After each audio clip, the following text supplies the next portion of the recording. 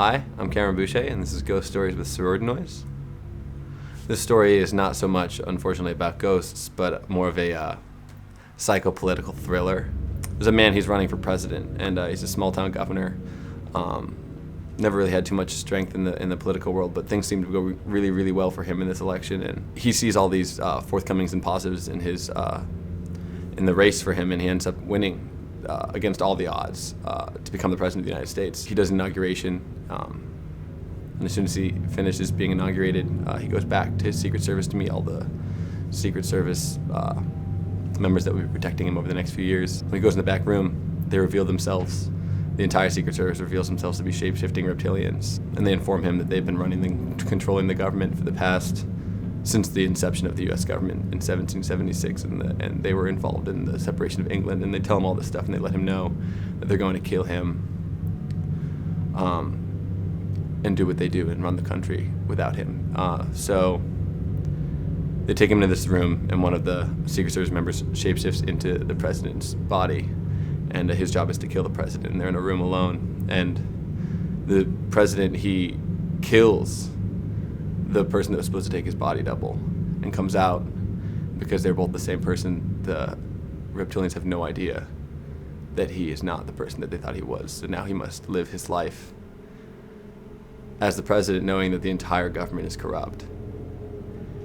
He can't talk to his family, he doesn't know who to trust, and so after his first 2 years of being the president, he is carefully walking on eggshells as to not get discovered, but secretly trying to find a way to help his country go back to a place where everyone can feel safe. And he comes upon this room that is only for the president, and it's been in the White House since it was built, and only the president can go in there. There's nowhere that any of the Secret Service members or the other government people could go. And he goes in there, and who does he find but John F. Kennedy, alive and well.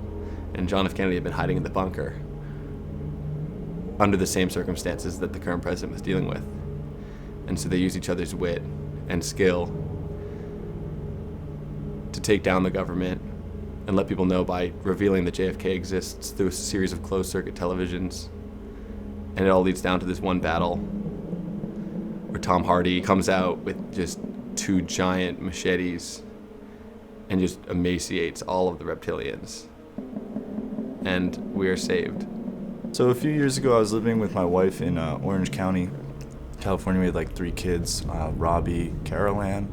The other one was named Dana. She was the oldest. And at the time, we had just moved into this lovely like new little house, and we were all up one night and just heard this weird noise coming from the television, like almost like this like static that we just couldn't really explain. And my youngest daughter, Carol Ann, she actually went over to the TV and she knelt down in front of it, and it was like this weird moment of just her being kind of fixated by this static. And she actually reached out to the TV, and out of nowhere, this, like, I could have sworn it was like this silhouetted hand reached out of the TV as well and grasped onto her.